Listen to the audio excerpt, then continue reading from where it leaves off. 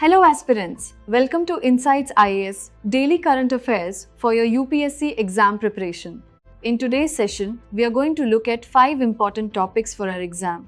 We'll start with the Relief Initiative, which is a new government scheme. After that, we'll dive into the Joint Parliamentary Committee from our polity syllabus. Then we'll cover 2 key locations in the news, Ras Laffan and South Pas.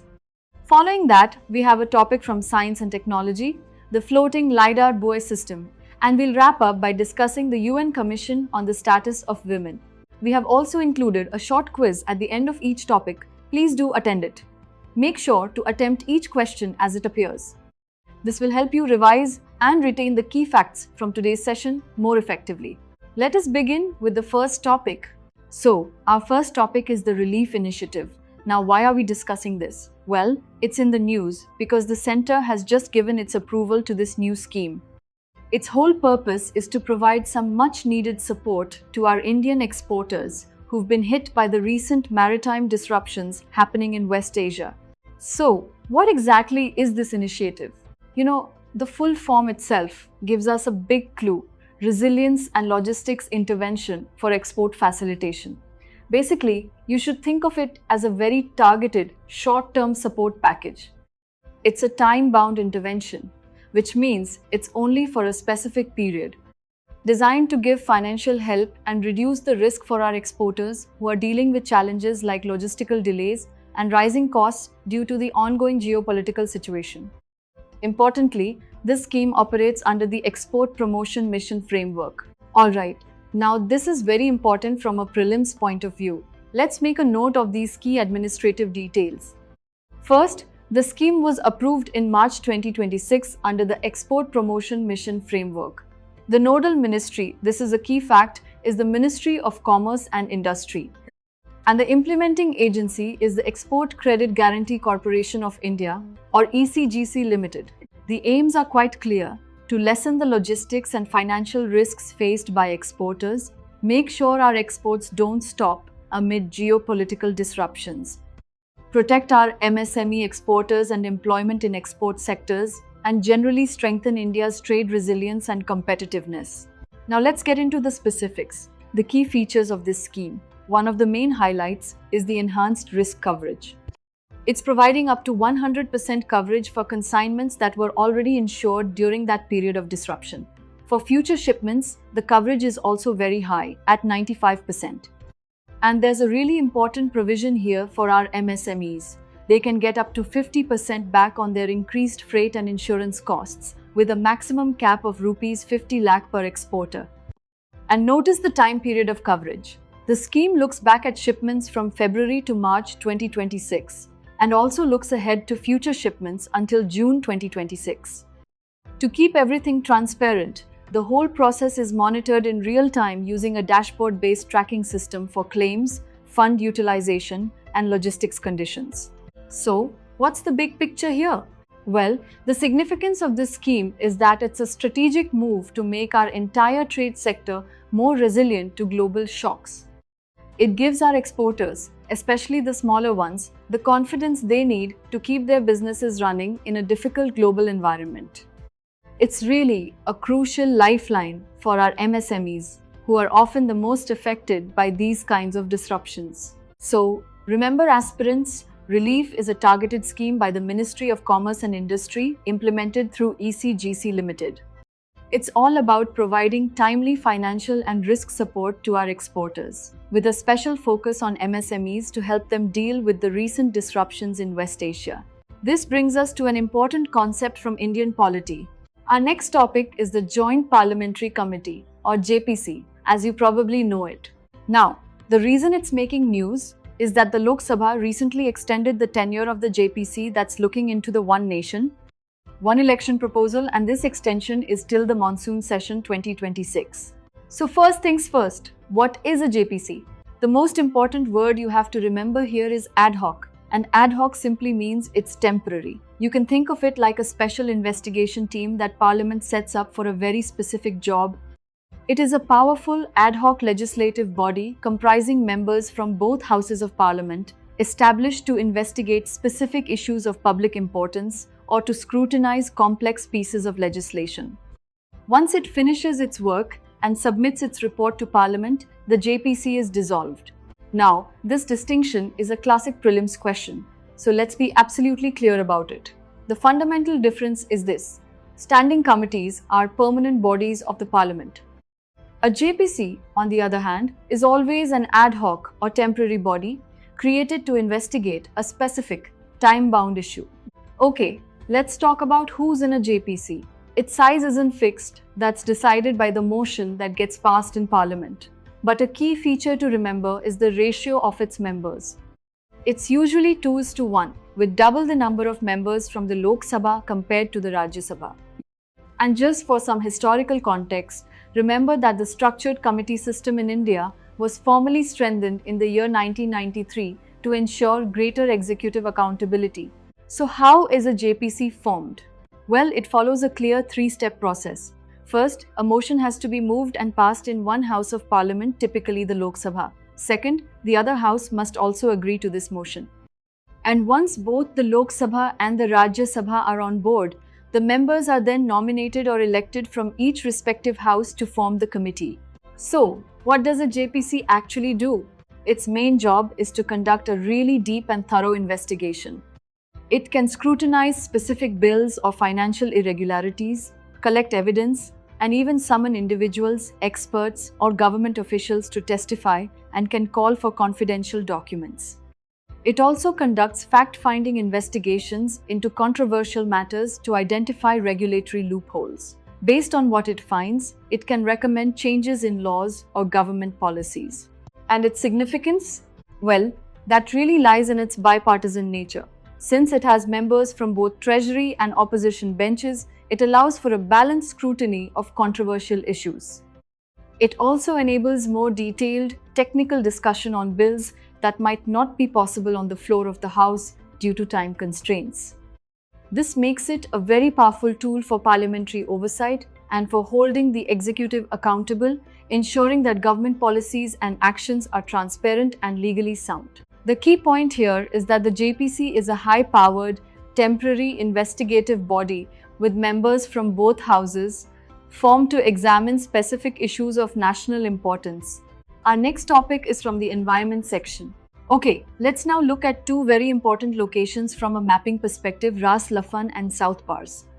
These places have been in the news because of the escalating conflict in West Asia, where Israeli strikes targeted Iran's South Pars gas field. And Iran carried out retaliatory missile attacks on Qatar's Ras Laffan LNG facilities. For the exam, it's absolutely critical to understand the difference between these two. First, we have Ras Laffan. This is located in northeastern Qatar along the Persian Gulf coast, and it is the world's largest liquefied natural gas, or LNG, export hub. It houses major liquefaction plants, storage tanks, and export terminals. Interestingly, the word Ras in Arabic means headland or cape, indicating its coastal geographic position. It was developed as a strategic LNG export hub by Qatar Energy and has an LNG production capacity of over 77 to 80 million tons per annum. In fact, Ras Laffan accounts for nearly 20% of global LNG supply. On the other hand, we have South Pars. This is the world's largest natural gas field. It's the resource itself, located beneath the Persian Gulf, and it is shared between Iran and Qatar. The Iranian part is called South Pars, while the Qatari part is called the North Field.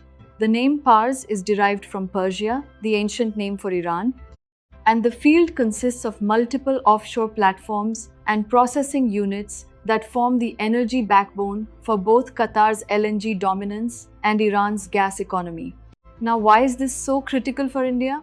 This single statistic makes it very clear around 40% of India's total LNG imports come from Qatar, and this supply is shipped primarily through that one facility, Ras Laffan. This really highlights our significant energy dependency on this specific region. From a prelims point of view, you can definitely expect questions about their locations in the Persian Gulf and their function. So be very clear, Ras Laffan is the LNG export facility in northeastern Qatar, and South Pars or North Field is the shared natural gas resource beneath the Persian Gulf. So remember, aspirants, Ras Laffan in Qatar is the crucial LNG export hub which is fed by the massive shared South Pars gas field located in the Persian Gulf. Moving ahead, we have an interesting topic from science and technology. Alright, our next topic is the floating LiDAR buoy system. This is in the news because the National Institute of Ocean Technology, that's NIOT, has successfully tested our own indigenous version of this system off the Mattam coast in Tamil Nadu. So, what is this system really? LiDAR stands for light detection and ranging. You can picture a high-tech buoy just floating in the ocean, which is a sophisticated oceanic platform designed to provide high-resolution vertical wind profiles and meteorological data from the sea surface, measuring wind conditions at various altitudes with very high precision. It's an indigenously developed system, which is an important achievement. And remember, NIOT is an autonomous body that comes under the Ministry of Earth Sciences, Government of India. But how does a floating buoy measure wind that is high up in the atmosphere? Let us understand the science behind it. So it works on a principle called optical remote sensing, using the technology of LiDAR. Let's break it down into 3 simple steps. First, the integrated LiDAR unit on the buoy emits pulses of infrared laser up into the atmosphere while the buoy remains stable on the ocean surface. Second, these laser pulses hit tiny particles in the air like aerosols, dust, and water droplets, and they get reflected back. This is called backscattering. Now, the third step is the most crucial part. The system measures a tiny change in the frequency of the light that comes back. This is what we call the Doppler shift. A simple way to understand this is to think about the sound of an ambulance siren. The pitch sounds higher as it comes towards you and lower as it moves away. It's the same idea with light. By analyzing this shift, the system can accurately calculate the wind speed and direction at various altitudes simultaneously. So, let's look at its functions and why this is so significant. Unlike traditional anemometers, the system can measure wind conditions at multiple heights up to 300 meters above sea level. It also continuously tracks wind speed, direction, turbulence, and atmospheric pressure in real time. Additionally, it gathers data on ocean-atmosphere interaction, specifically how sea surface conditions influence air movement, which is critical for climate modeling. It is also equipped with satellite or cellular telemetry to transmit live data to shore-based research stations. Now, this is extremely significant for our renewable energy goals, as it helps identify the best locations for setting up offshore wind farms, directly supporting India's renewable energy targets. It's also very important for disaster management, because it provides more accurate data for predicting the intensity and landfall of cyclones and storms. And finally, because this is an indigenous technology, it's a huge boost for our self-reliance and reduces our dependence on expensive imported buoy technologies and foreign consultancy for marine surveys. So, this indigenous floating LiDAR buoy system developed by NIOT is a major step forward for India's renewable energy goals and cyclone prediction capabilities, all thanks to the principle of the Doppler shift. Let us now cover this important development. Alright, our final topic for today is an international organization, the UN Commission on the Status of Women, or CSW. The reason it's in the news is because it just concluded its 70th session on March 19, 2026, where 190 member states adopted historic agreed conclusions. So what is the CSW? For your prelims exam, it is very important to know that it is a functional commission of the UN's Economic and Social Council, that is, ECOSOC. The CSW is the principal global intergovernmental body exclusively dedicated to the promotion of gender equality and the empowerment of women. Its aim is to promote women's rights in political, economic, civil, social, and educational fields, and to ensure that gender equality is integrated into all UN activities and national policies. Looking at its history, the CSW was established way back in June 1946, shortly after the founding of the United Nations. A very important milestone was in 1995, when it formulated the landmark Beijing Declaration. and as we just discussed, its 70th session concluded in 2026.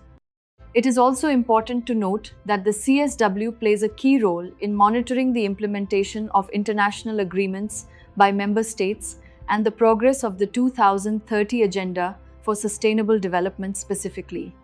Sustainable Development Goal number 5, which is focused on gender equality. Each year, the Commission also focuses on a priority theme to create actionable strategies for member states, and it provides a high-level platform for heads of state, NGOs, and civil society to highlight emerging issues affecting women, such as digital exclusion or climate impact. The Commission also brings global attention to the highest price paid by women in conflict zones, from Afghanistan and Gaza to Ukraine and Sudan. So, what came out of the recent 2026 session? Let's look at the key outcomes of the agreed conclusions. First, there is a call for the mandatory reform of discriminatory laws related to marriage, property, and family to eliminate gender bias and ensure women achieve equal legal rights and protection. Second, it calls for the formal recognition of community justice workers and paralegals, integrating them into legal systems to improve access for rural women. Third, it promotes digital justice and AI governance to tackle technology-enabled gender-based violence and regulate AI biases. Fourth, it emphasizes a survivor-centered, trauma-informed approach to justice, especially in crisis situations like conflict and humanitarian zones. And finally, it reaffirms universal access to sexual and reproductive health services as essential for dignity, equality, and justice. The key point here is that the CSW, a body under ECOSOC, continues to set global standards for women's rights, and its latest focus is on legal reforms and addressing modern challenges like AI bias and digital violence. Aspirants, for your note-making, you can keep the Relief Initiative under GS3 Economy, the JPC under GS2 Polity, Ras Laffan and South Pars under GS1 Geography, and also GS2 International Relations, the floating LiDAR Buoy system under GS3 Science and Technology, and the UN Commission on the Status of Women under GS2 International Relations. For the full current affairs article and daily current affairs MCQs, visit insightsonindia.com through the link in the description. Also, subscribe to our Insights IAS YouTube channel and join our official Telegram group using the link provided in the description for all free and important updates related to the UPSC exam. Thank you.